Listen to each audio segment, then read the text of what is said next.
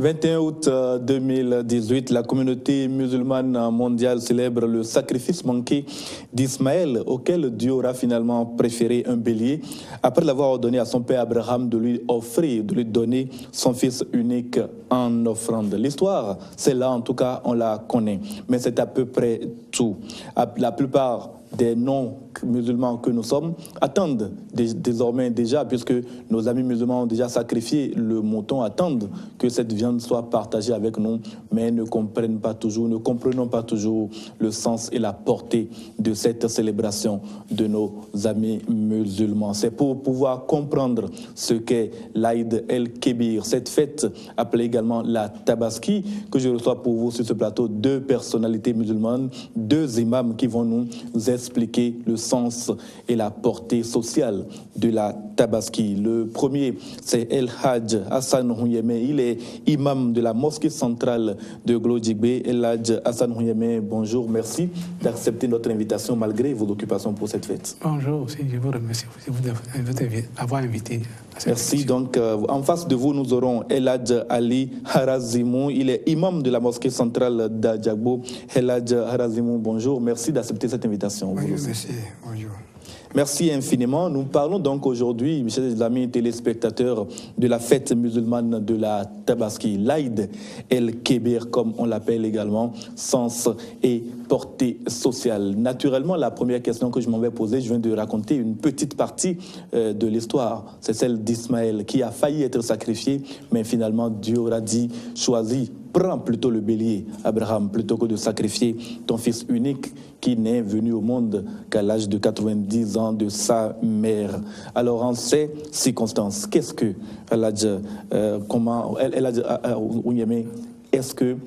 qu'est-ce que la Tabaski? Quel sens on peut donner à la Tabaski? Nous remercions Dieu le Tout-Puissant qui nous a permis d'être là pour répondre un peu sur les questions de la Tabaski. La Tabaski, ça c'est recommandation de Dieu et pour voir, éprouver ses esclaves à obéir à ses commandements. Il a éprouvé Abraham alayhi salatu wassalam. Dieu ne veut pas le sacrifice, il ne veut pas le sang, il ne veut pas la chair de quelqu'un. Mais pour éprouver, pour voir est-ce que tu es prêt à obéir, à exécuter mes commandements. C'est pourquoi il lui a demandé le plus cher de ces choses. Parce que l'enfant de l'homme est cher à l'homme plus que toute chose. Surtout qu'Abraham n'a pas pu avoir d'enfant avant très longtemps. Il a éprouvé tout ça, c'est des épreuves. Il sait, il lui a promis que ses enfants seront plus nombreux que le sable de la mer. Mais il ne lui a pas donné si tôt. Mais lorsqu'il a donné un, il a éprouvé en lui recommandant de lui sacrifier l'enfant. Ça nous montre que le croyant doit obéir à tous les ordres de Dieu. Abraham, lorsqu'il a reçu cette révélation, il a appelé sa femme. Il a dit, Madame, Dieu nous a dit de nous sacrifier notre enfant, le seul garçon. Madame a dit, je suis prêt si c'est l'ordre de Dieu. Il a appelé l'enfant aussi. Il a dit, oh mon enfant, Dieu m'a dit de te sacrifier pour lui. L'enfant a dit, je suis prêt. Et le jour que tu vas faire, tu me verras calme, obéissante. Ça veut dire que le père a obéi à l'ordre de Dieu, la femme aussi a obéi, et l'enfant aussi a obéi, et les trois ont obéi à l'ordre de Dieu. Même l'enfant disait à son papa, lorsque tu veux m'égorger, il faut m'attacher le visage pour que mon amour ne t'attire pas à ne pas obéir à ton Seigneur. Et tu me verras docile. Et ce jour-là, l'enfant suivait et son père, ils allaient sur le lieu. Arrivé sur le lieu, il l'a attaché. Pour expliquer un peu, même Dieu, Chétan est venu pour éprouver la maman, disait à la femme, ne laisse pas le vieux là égorger ton enfant. Qu'est-ce que la madame a fait? Elle a dit à Ouzbillah, il a lapidé, il a lancé la pierre. Il est revenu voir l'enfant, il ne faut pas suivre le vieux, il va t'égorger. Qu'est-ce qu'il a fait? Il a lancé la pierre aussi à Chétan. Il est parti voir le vieux, il ne faut pas laisser ton enfant, le seul enfant que tu as dit à vieux. Et si tu l'égorges maintenant, c'est fini pour toi. Qu'est-ce qu'il a fait? Il a lancé la pierre. Ce qui veut dire que tous ceux qui seront à partir de demain, là, comme on est en train de fêter là, les gens seront en train de lancer la pierre à Chétan pour obéir. Dans l'esprit mauvais. Esprit mauvais. Ils vont lancer la pierre pour montrer que l'homme doit obéir à son Seigneur. Quoi ce que Dieu te demande, si tu es vraiment croyant, tu obéis. Et lorsque le père a obéi, l'enfant a obéi, la madame a aussi obéi, et trois ils sont prêts. Le couteau a été aiguisé si bien que si on envoie un seul coup, ça va égorger le fils d'Ismaël, alayhi salatu wassalam. Et arrivé sur le lieu, le papa l'a attaché, il a envoyé le couteau avec le nom de Dieu. Bismillah, il a envoyé, lorsqu'il est envoyé, ça ne coupait pas, ça l'a étonné. Ça montre que c'est Dieu qui décide de tout sur l'homme. Abraham a exécuté. L'enfant aussi a obéi. Madame aussi a obéi. Le couteau a été aiguisé. Mais on a envoyé le couteau ne coupait pas. Mais qu'est-ce qu'il a? Dieu a dit oui, nous t'avons tenté, on a vu ton intention. C'est de là que Dieu a envoyé un bélier de paradis. Regarde à ta droite, tu vas trouver un bélier. Il a trouvé ce bélier, il a détaché l'enfant, il a pris le bélier, il l'a mis à la place de l'enfant. Lorsqu'il a envoyé seulement un couteau seulement, le couteau a coupé. Donc l'ordre de couper, c'est dans la main de Dieu. Donc c'est Dieu qui décide de tout. Et là, Ali Harazimou, on a entendu le récapitulatif des faits présentés par Eladj Onyeme. Est-ce que ces faits-là, pour vous, donnent tout le sens que cela doit donner à la fête de la Tabaski? Est-ce que toute la signification de la Tabaski réside dans ce devoir d'obéissance auquel Abraham a été soumis? Bismillah, alhamdulillah, wa salatu wa salam ala rasulillah, sallallahu alayhi wa sallam. La Tabaski, c'est frère musulman. Allah, le Tout-Puissant, c'est lui qui nous a autorisé de faire la Tabaski, d'égorger les moutons. Comme le papa a dit, franchement, Allah, le Tout-Puissant, a dit à Ibrahim de ne pas égorger son fils Ismaël. Pourquoi? Ibrahim, alayhi salam, un jour, il passait. Il veut aller faire la prêche pour les gens. Et il a vu un vieux sur la route. Il est en train d'adorer un fétiche avec son petit enfant. Et le vieux est en train de montrer le petit comment il va adorer le fétiche. Ibrahim dit, il passait, il a vu le vieux. Et il s'est étonné avec l'âge de ce vieux qu'il a fait dans le bas monde. Et il est en train de, il n'est pas adoré Allah le Tout-Puissant. Il est en train d'adorer les fétiches à son âge. Et il voit encore que il est presque laissé le bas monde. Voilà. Comme ça veut dire qu'il est déjà très âgé. Maintenant, il a amené le petit, son petit, il est en train de lui enseigner comment il va adorer les fétiches. Ibrahim a vu le vieux comment il est en train de faire. Il n'est pas content. Ibrahim prie et dit Dieu, le vieux est en train de montrer son enfant, le petit enfant, comment il va adorer les fétiches et abandonner Allah le Tout-Puissant qu'il a créé et créer encore l'enfant. Ibrahim, ça ne l'a pas plaît, ce que le vieux est en train de faire. Ibrahim a demandé à Allah le Tout-Puissant de ne qu'à accepter et il n'a qu'à retirer l'âme de l'enfant, de petit enfant. Pourquoi? Parce que Ibrahim ne veut pas que l'enfant va adorer les fétiches. Et c'est pour cela qu'il a demandé à Allah le Tout-Puissant de ne qu'à tuer l'enfant. Dieu a accepté les prophètes, Dieu accepte les prières en même temps. Comme Ibrahim a demandé en même temps, Allah le Tout-Puissant a accepté son prière et Allah a tué l'enfant de ses vieux. Il a continué, Ibrahim. Il a vu encore une autre vieux qu'il est en train d'adorer encore un fétiche. Et lui-même en train d'enseigner son enfant, son petit enfant, comment il va adorer les fétiches. Ibrahim prie encore Allah le Tout-Puissant. Il n'est qu'à tuer l'enfant. Ça fait 2 enfants que Ibrahim a prié à Dieu de ne qu'à les arracher de leur papa. Maintenant, dans la même année, Allah le Tout-Puissant, il a donné l'ordre à Ibrahim de ne pas égorger son enfant Ismaïl. Il ne peut plus refuser. Parce que lui-même avait demandé à Dieu de ne pas tuer 2 enfants des vieux il les a vus. Mais lui, il n'a pas donné son enfant, il n'a pas demandé à son enfant d'adorer un fétiche. Donc pourquoi Dieu va lui demander de tuer son enfant? Oui, pourquoi Dieu lui a dit de faire ça? Parce qu'il a demandé à Dieu de ne pas tuer les 2 enfants. Et Dieu a accepté sa prière. Et Dieu a fait tuer des enfants.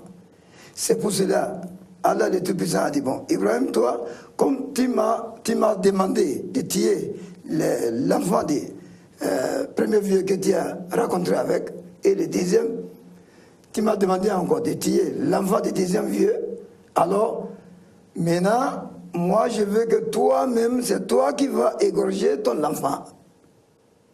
Tue ton enfant avec mon ordre.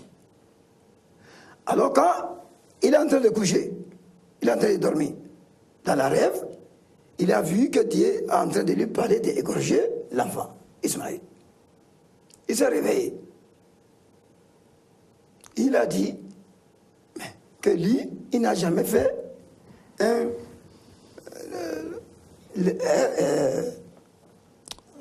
rêve qui est mal. Donc les rêves des prophètes, c'est vrai. C'est Allah qui les amène, c'est un rêve. C'est la façon dont Allah leur parle. Oui. Ibrahim dit, Dieu, le rêve que j'ai fait, tu es en train de me parler d'égorger mon fils Ismaïl. Si le rêve là, c'est envers toi que le rêve vient, alors je veux, quand je dors encore pour une deuxième fois, ramène-moi la même rêve. Ibrahim, il s'est dormi encore pour une deuxième fois.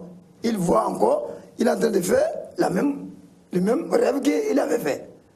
Mais 3e fois maintenant, il a insisté. Il a vu déjà que, alors que lui va faire ce que Dieu a autorisé de faire.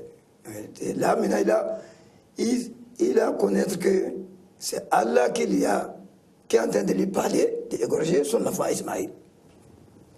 Alors, il a parlé de la femme a accepté.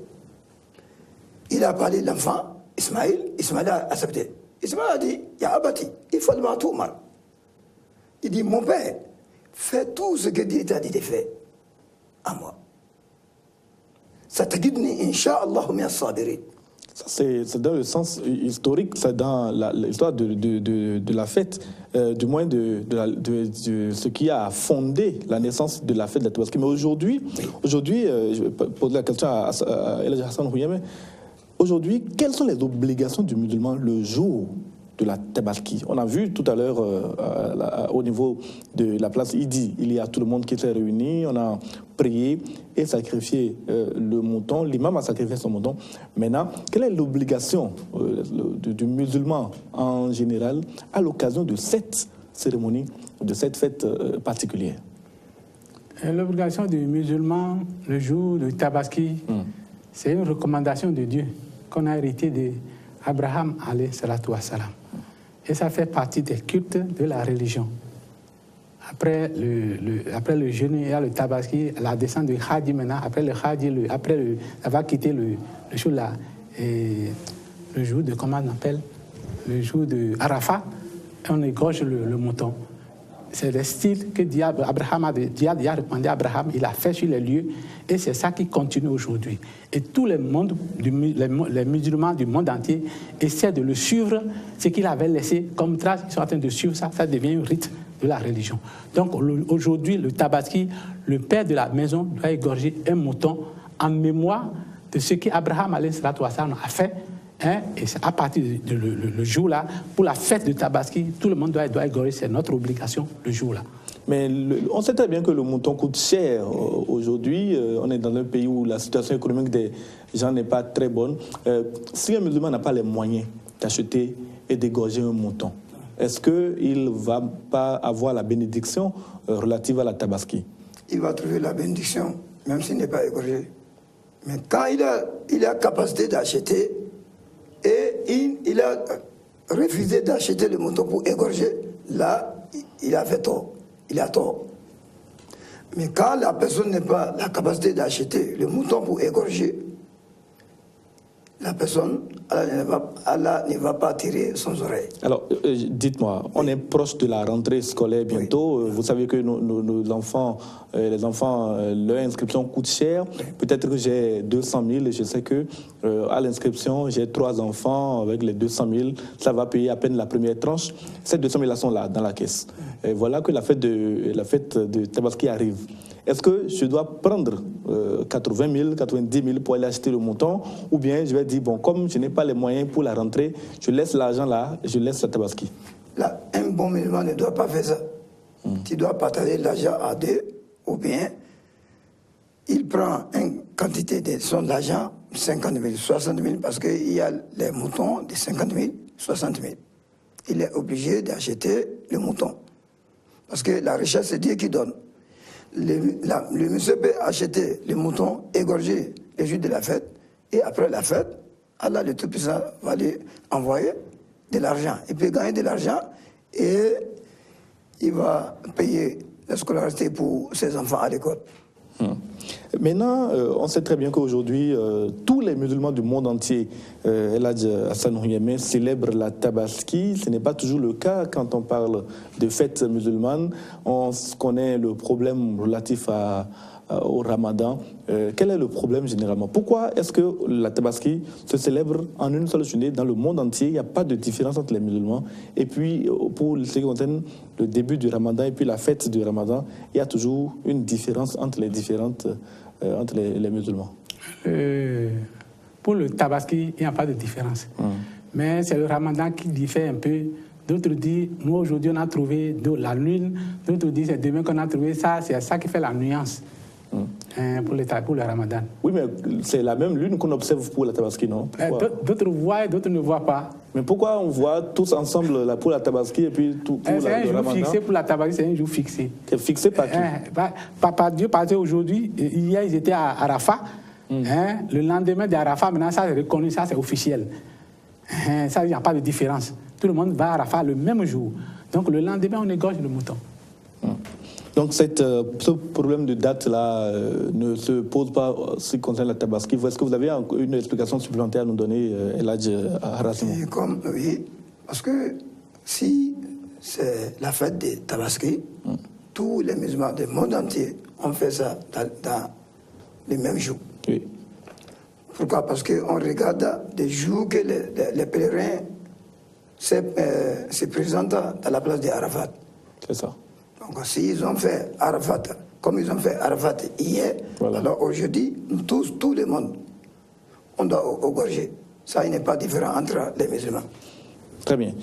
Maintenant, dites-moi, quel est le lien qu'il y a entre la fête du Ramadan, qu'on a célébrée il y a quelques mois maintenant, et puis la fête de Tabaski? Quel est le lien entre les deux? Non, le Ramadan, ça là. Ramadan, c'est comme Allah, le Tout-Puissant nous a autorisé de faire la Tabaski, c'est la même manière qu'il nous a autorisé de faire encore le Ramadan. Parce que le Ramadan est un pilier islamique. L'islam a 5 piliers. Les 5 piliers de l'islam. Oui. Et le Ramadan est le 4e pilier islamique. Et c'est pour cela, le Ramadan vient, quand le temps de Ramadan vient, on est obligé, tous les musulmans sont obligés de faire le carême. 30 jours ou soit 29 jours. Et c'est comme ça encore, Allah nous a autorisé de faire le Tabaski dans les mois de pèlerinage. Donc, le Ramadan à part et la fête de Tabaski aussi à part. Alors, comment un bon musulman doit être pour la fête? Est-ce qu'il y a des dispositions particulières qu'un bon musulman doit prendre, El Hadj Hassan Ouyemé, pour se préparer pour la Tabaski? Pour la Tabaski... Pardon, on a appris que ceux qui ne sont pas allés au pèlerinage doivent faire un jeûne, un carême particulier. Oui. Comme ils sont à la maison, ils doivent jeûner le jour particulier, le mois d'Arafat. La veille de la fête. La veille de la fête. Ils doivent jeûner. Bon, même avant le jour, au moins 10 jours avant, ils doivent jeûner. Mais au moins la veille de la fête, ils doivent jeûner. Bon, après ça, maintenant, ils se préparent pour le lendemain pour la prière, pour aller faire le tabaski. Avant d'arriver là-bas, il faut se laver comme ça se doit, et on ne mange pas. On se présente là-bas, et tout le monde va là-bas en attendant l'arrivée de l'imam.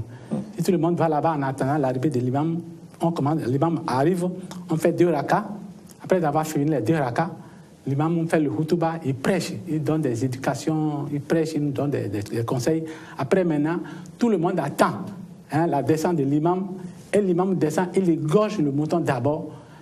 Il égorge le mouton d'abord avant que les autres vont voir que l'imam a déjà égorgé pour lui avant qu'il nous retourne à la maison. Il y a d'autres qui égorgent avant l'imam. Ceux qui ont égorgé avant l'imam, ils n'ont pas de tabaski. Normalement, il doit attendre l'arrivée de l'imam et tout le monde attend. On voit que l'imam a égorgé son mouton devant tout le monde maintenant.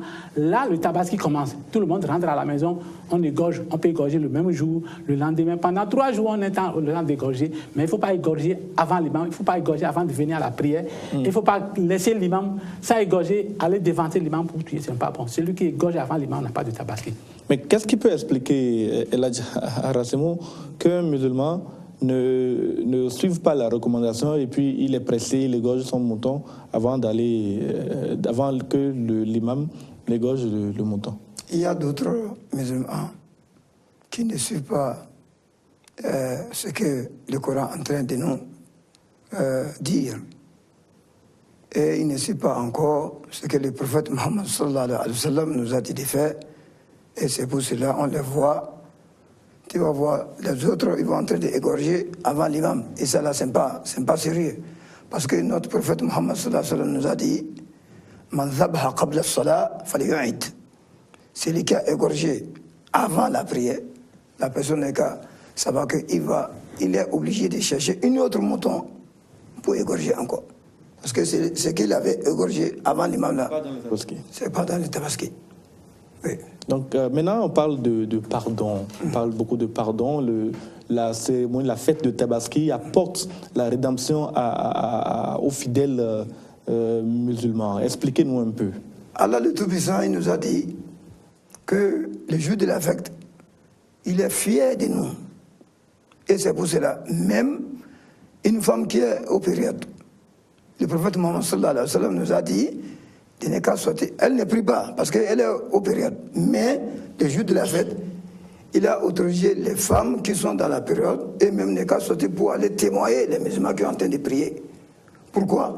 Parce que l'endroit de la place qu'on est en train de prier, la place de l'Aïdi qu'on est en train de prier, Allah le Tout-Puissant, il appelle tous les gens pour dire, regardez mes esclaves sur la terre. Il les a autorisés de prier aujourd'hui. Parce qu'Allah nous a dit dans le Coran, Fasalli li rabbik wanhar. Il faut aller prier, il faut prier d'abord. Après la prière, maintenant, wanhar. Il faut égorger le mouton. Maintenant, il les a autorisés d'aller prier. Et voilà, les voilà dans la place. Ils se sont présentés pour faire la prière qu'il les a dit de faire. Alors, tous les gens, ils les parlent, il n'est qu'à témoigner qu'il les a pardonné tous les péchés. C'est-à-dire là, maintenant, tous les musulmans trouvent la bénédiction de Dieu et Dieu lui pardonne tous les péchés que la personne avait commis. Au-delà du péché, du pardon que Dieu accorde aux musulmans le jour de la Tabaski, c'est aussi une grande bénédiction, n'est-ce pas, Eladj Hassan, pour tous les musulmans. Parlez-nous donc de cette bénédiction qui procède de la Tabaski. Bénédiction, c'est multiple et c'est énorme. Parce que tout d'abord, la joie de Dieu sur ses créatures, si Dieu est content de quelqu'un, il a réussi bas et dans l'au-delà. Il nous a promis qu'il nous a pardonné le jour de Tabaski. C'est comme ça aussi, nous tous aussi, nous devons pardonner tout le monde. Et tous les actes que vous êtes en train de faire le jour-là, c'est une bénédiction. Pardon, vous faites la fête entre vous, vous vous pardonnez entre vous-même, et Dieu va vous pardonner aussi. Tous ceux qui ont égorgé le mouton, Dieu va leur rembourser, il va leur accorder le paradis. Tous ceux qu'ils ont dépensé, Dieu est là pour les rembourser ça. Et ce serait le jour que tu vas rentrer au paradis, ce seront les moyens que tu vas essayer de présenter devant Dieu, les dépenses que tu as fait. Ça sera dans tes comptes de bonnes œuvres pour t'aider à rentrer dans le paradis. Et là, le jour de la Tabaski, on voit beaucoup de musulmans communient avec les autres personnes d'autres religions, notamment les chrétiens et puis d'autres à l'occasion de la Tabaski. Est-ce que c'est normal qu'un musulman qui est en train de célébrer la Tabaski, qu'il se mélange ou bien qu'il laisse les autres qui ne sont pas musulmans se mélanger à lui, à sa maison et qu'on sort pour célébrer cette fête-là? Ça, c'est la fête. On doit recevoir tout le monde. On doit être frères entre nous. Les chrétiens, les musulmans, nous devons fêter ensemble, on va se recevoir. C'est une joie qui est populaire, donc tout le monde doit rester ensemble pour fêter. Il n'y a pas d'inconvénient. Mais est-ce que ce n'est pas un peu délicat dans la mesure où on appelle parfois les gens d'autres religions, par exemple ceux qui pratiquent, vous avez parlé de féticheurs tout à l'heure, ceux qui pratiquent des religions comme ça, est-ce que ce n'est pas délicat de recevoir ces gens-là chez soi, le jour de la Tabaski, en tant que musulman? Même si vous êtes dans la même maison avec les fétichiens, avec les chrétiens, les jours de la Eid, c'est le jour des fêtes. On est obligé de ne qu'à rencontrer tout le monde avec le bon cœur, parler avec eux, leur donner même les moutons qu'on a égorgés. Notre prophète Mohammed sallallahu alayhi wa sallam nous a dit de partager la viande de la mosquée, des moutons à trois tas. Donc la viande de la mouton là, on est obligé de partager ça à trois tas. Le premier tas, tu laisses ça à la maison. C'est pour toi et ta famille. Le deuxième tas, c'est pour ceux qui sont à côté de toi, les camarades qui sont à côté de toi, que vous vivez ensemble. Le troisième tas maintenant, tes camarades qui sont ailleurs, les musulmans, les non-musulmans, tu es obligé de leur envoyer ça. Et justement, donc, le partage de cette viande-là qui concerne tout le monde, le musulman qui n'a pas pu sacrifier le mouton et qui ne fait pas le partage, est-ce que là aussi, il n'y a pas un problème par rapport à la bénédiction, par rapport à tout ce qu'il doit attendre de ce partage de cette aumône qu'il va faire aux autres? Bon, Dieu compte sur l'intention. Lorsqu'il avait déjà l'intention, si lui aussi a les moyens de le faire, Dieu a déjà payé, qu'il a déjà égorgé le mouton. Et lorsqu'il n'égorge pas, nous, ceux qui ont les moyens d'égorger, on envoie dans sa maison, c'est comme lui aussi il est en train de fêter. Ça ne va pas souffrir, ça ne va pas montrer qu'il n'a pas de mouton, mais l'autre envoie, il a de moutons dans sa maison, lui aussi il le fête, il a la joie, Dieu a déjà payé son intention, lui aussi il a les mêmes bénédictions. Eladj Hassan Houyeme et Eladj Ali Harazimou, nous sommes en train de parler donc du sens et de la portée sociale de la fête de la Tabaski. Nous sommes dans un environnement international dans lequel la charia est appliquée dans certains endroits à travers le monde. Vous donnez là des réponses qui sont tellement des réponses, je vais dire, positives. On dirait que le monde musulman est un monde très ouvert, qu'on partage tout avec les autres d'autres religions. Mais pourtant, quand on est dans les régions où la charia est appliquée avec rigueur, prenons l'exemple du nord du Nigeria, prenons l'exemple de l'Arabie saoudite, d'autres pays comme l'Iran, etc. Est-ce que dans ces pays-là, la fête de la Tabaski se célèbre de la même manière, avec une telle ouverture d'esprit que ce que vous êtes en train de nous dire là, Eladj Hassan Houyeme? Bon, si on comprend bien, le prophète Hassan n'a pas séparé quelqu'un. Pour question de nourriture, question de donner, il donne à tout le monde. Un jour, quelqu'un est venu lui demander, un kafir qui n'est même pas musulman, lui a demandé de lui donner un mouton. Qu'est-ce qu'il a dit? Il a dit, regarde entre les deux montagnes là, le troupeau de moutons qui est là, c'est pour toi. C'est un kafir qui l'a demandé. Tout un troupeau de moutons qui est entre les deux montagnes là, c'est pour toi.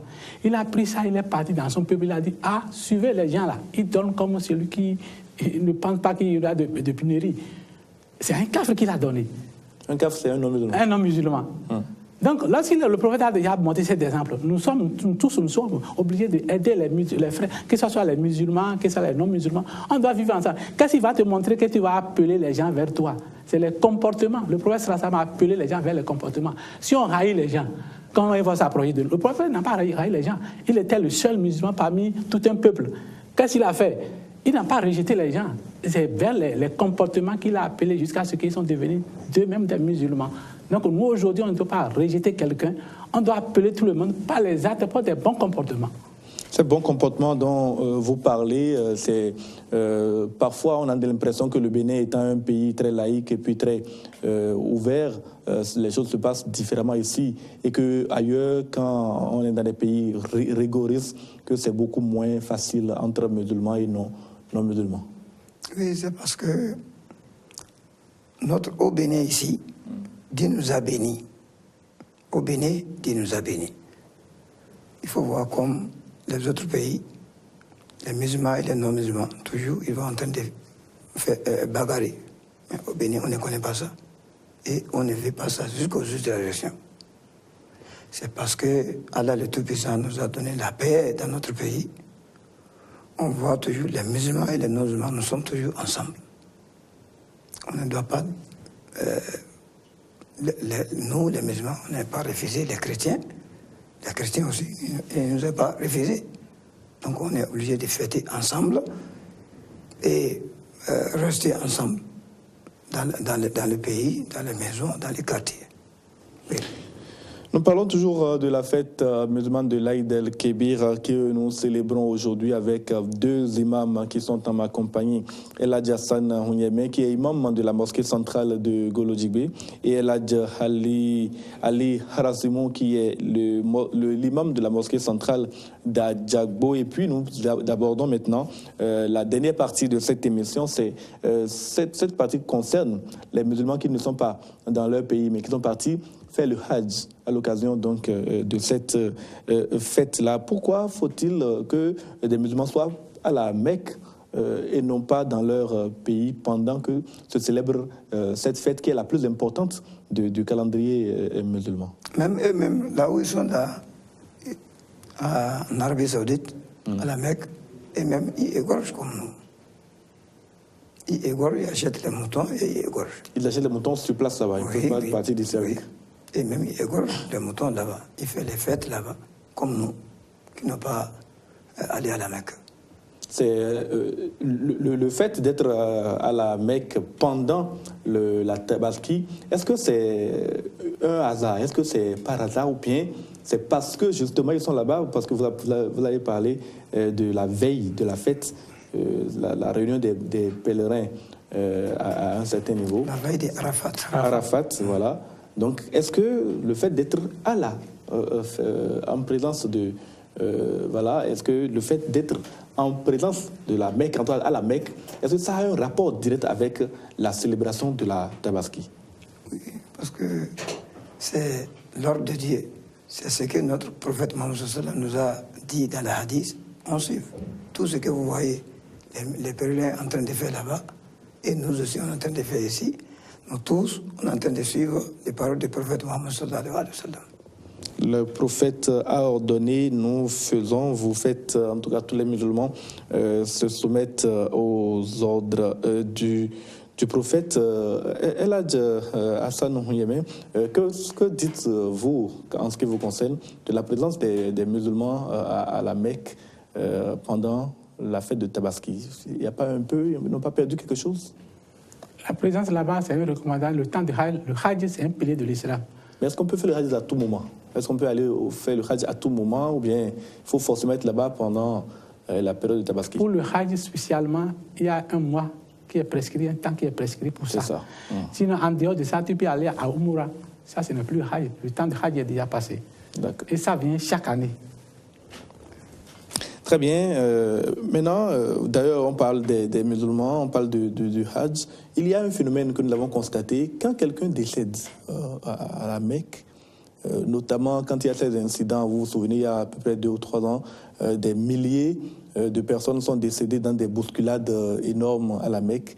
On n'a pas rapatrié les corps des victimes. On n'a même pas su à peu près combien de personnes béninoises sont décédées dans cette affaire-là. Pourquoi on ne rapatrie pas les corps des victimes quand il y a ces phénomènes qui se déroulent au niveau de la Mecque? Bon, pour le corps, Dieu m'a déjà parlé, tu connais là où tu es né, mais tu ne seras pas là où tu vas mourir.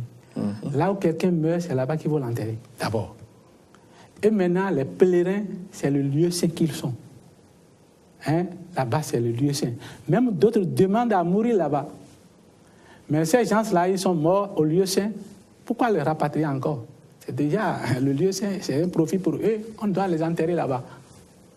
Il y a assez de place pour enterrer des milliers de personnes. Bien sûr, il y a assez de place. Ça, c'est l'ordre de Dieu. Et ça ne manquera jamais. Très bien. Le dernier homme qui naîtra aura sa place. Là, on va l'enterrer. Très bien, nous allons pratiquement à la fin de cette émission. Je vais vous demander de formuler des conseils pour les musulmans. Eladj Ali Harazimou, formuler des conseils pour les musulmans, pour la communauté nationale, même les non-musulmans. D'abord, des conseils spécifiquement pour les musulmans à l'occasion de cette fête. Et puis ensuite, vous allez formuler des conseils pour toute la communauté nationale à l'occasion donc de la Tabaski. Je prie que tous les musulmans n'aient qu'à être fiers dans cette année et les autres années qui arriveront. Et encore, de ne qu'à suivre toujours les droits de Dieu. Et il n'y a qu'à suivre encore les droits du prophète Mohammed sallallahu alayhi wa sallam. Parce que dans la religion islamique, on a deux choses qu'on ne doit pas abandonner. Le Coran, le hadith du prophète Mohammed sallallahu alayhi wa sallam. Hadith, c'est quoi? Hadith, c'est les recommandations. Les paroles des prophètes Mohammed sallallahu alayhi wa sallam.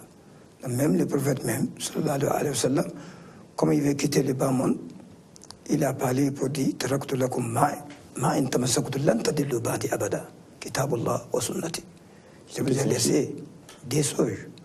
Après ma mort, si vous avez gardé les deux choses, vous ne doit pas perdre. Il a dit Kitabullah, le Coran, wa sunnati, avec le hadith, les paroles du prophète Mohammed sallallahu alayhi wa sallam. Il nous a donné ces deux choses, même après sa mort. Si on a vu quelque chose qui vient nous embrouiller entre nous les musulmans, la première chose, on doit retenir dans le Coran. On ouvre le Coran, on regarde. Ce qu'on est en train de parler de ça, est-ce que le Coran a parlé de ça? Si on a trouvé ça dans le Coran, on prend ça et on travaille avec. Si on n'a pas trouvé dans le Coran, on retourne dans le hadith. Si on a trouvé dans le hadith, on peut parler de ça. Et on peut faire la chose. Mais quand on a cherché quelque chose dans le hadith et dans le Coran, on n'a pas trouvé les preuves, on est obligé d'abandonner. Alors, j'ai pris, après, je demande à tous les musulmans de ne qu'à se retrouver toujours dans les paroles du Coran et les paroles du hadith. Quant aux Béninois en général, quelles recommandations vous faites ce jour de fête? Donc, je salue tous les Béninois, grands et petits, musulmans et non-musulmans, et que Dieu nous bénisse tous et nous nous donner encore longue vie, Inch'Allah. Merci beaucoup à vous, Eladj Ali Harazimou. Vous êtes imam de la mosquée centrale d'Adjagbo. En face de vous, Eladj Hassan Houyeme. Quelles recommandations, vous, quant à vous, vous voudrez bien donner à la communauté musulmane du Bénin d'abord et ensuite à la communauté béninoise en général? Nous demandons toujours de suivre le Coran et le hadith. Ça, c'est notre guide, c'est notre lumière. Avec ça, on ne serait jamais égaré. Et je demande de fêter ensemble et les pères de famille n'ont qu'à pardonner leur foyer. Les mères de famille n'ont qu'à pardonner leur foyer et les enfants n'ont qu'à obéir à leurs parents. Comme Abraham vient de nous montrer un exemple, c'est un exemple de foyer qu'il nous a montré. Si on fouille bien, on va réussir. Comment il faut obéir? Le mari doit obéir à Dieu et la femme doit obéir à son mari. Les enfants doivent obéir à leurs parents. Que le foyer, qu'il y ait une ambiance dans le foyer. Parce que si l'homme arrive à éduquer son foyer, il n'y aura pas de désordre dans le pays. Tout le monde n'a qu'à essayer de suivre ce que Dieu a dit, de suivre ce que les parents disent, et ils seront bénis. On demande à tous les parents maintenant, à tous les maris, de pardonner leurs femmes. Et aux femmes aussi de pardonner leurs maris. Et ensemble maintenant, de pardonner leurs enfants et de prier beaucoup pour les enfants. Et qu'il y a la fête, pendant la fête là, qu'il y ait l'ambiance qui est là entre tout le monde. Merci beaucoup à vous, Eladj Hassan Houyeme. Avec vous, nous étions en train, en face de Eladj Ali Harazimou, de parler du sens et de la portée sociale de la fête de la Tabaski. Nous n'avons pas été très longs, nous avons choisi de faire court parce que nous devons retourner à la fête. Chaque musulmane et chaque musulman doit retourner à la fête. C'est aujourd'hui jour de plaisir, jour de bonheur, jour de bénédiction et jour de pardon. Les musulmans du monde entier célèbrent le sacrifice que Dieu avait demandé à son serviteur Abraham de consentir, celui donc de donner son fils unique en offrande. Le respect, la soumission de l'homme, la soumission d'Abraham à son Dieu est le modèle que tous les musulmans suivent et essayent de mettre en pratique. En tout cas, c'est ce modèle-là, c'est cet exemple que nous célébrons, que nous avons décidé sur Eden Télévision de respecter, de célébrer ce jour. Je vais prendre congé de mes invités et vous inviter, vous, téléspectateurs, à suivre toute cette ferveur dans la musique religieuse musulmane que nous allons vous proposer maintenant dans le cours, en tout cas dans la suite de cette émission. Merci à vous de nous avoir suivis. Merci à tout un chacun, merci à tous les musulmans du monde entier parce que Eden Télévision a la chance d'être regardée à travers le monde entier. Retrouvez-nous sur YouTube, sur Eden TV, sur YouTube. Vous allez taper cela dans n'importe quel moteur de recherche. Vous pouvez également nous envoyer vos impressions et vos questions éventuelles pour d'autres émissions et pour celle-ci également sur notre adresse électronique rédaction-edentv@gmail.com. Merci de nous avoir suivis et à très bientôt. Bonne fête à tous les musulmans et à tous les Béninois. Merci beaucoup.